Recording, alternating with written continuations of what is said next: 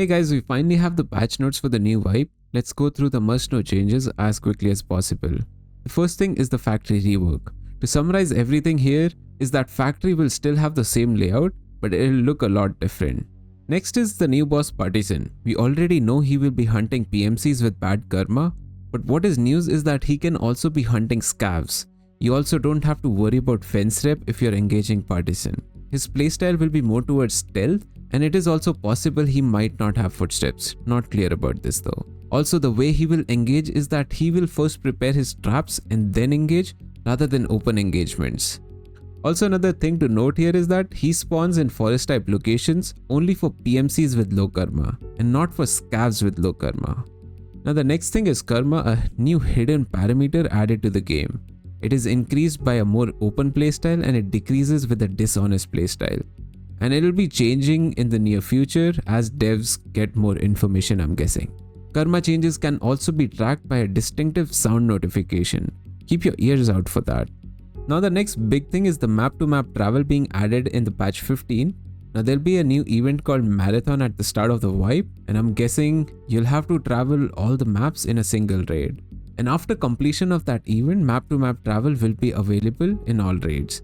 Now there'll be different places from where you can transit to different maps called location transit, and they're available after 7 minutes of the start of the wipe. During this transit, you will be able to transfer some of your founded items to your stash for a certain price. If you're in a team, all living members of your team need to be in transit zone for it to work. You can also do the transit with other random players if you want.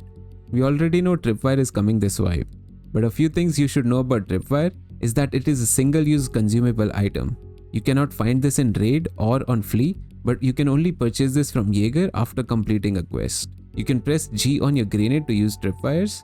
The 3 ways of activating this tripwire: you can shoot the tripwire to activate it, you can use a grenade to activate the tripwire, or you can pass through it or somebody else pass through it to activate the tripwire. You can also disarm the tripwire if you go close to it, and if you have a multi-tool, you can disarm it quickly.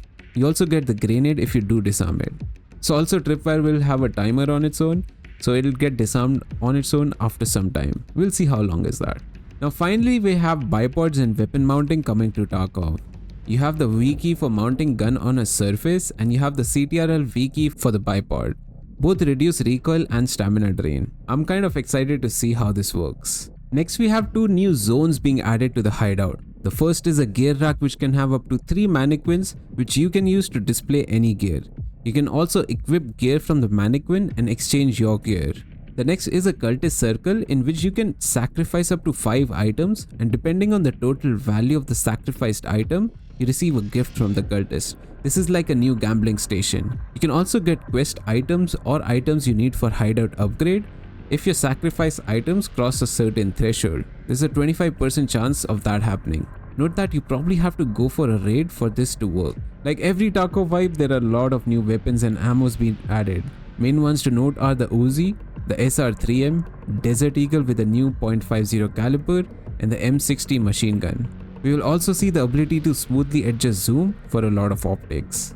Just a few more points to note: level 6 plates can now only be found in raid, and all the barters have been removed.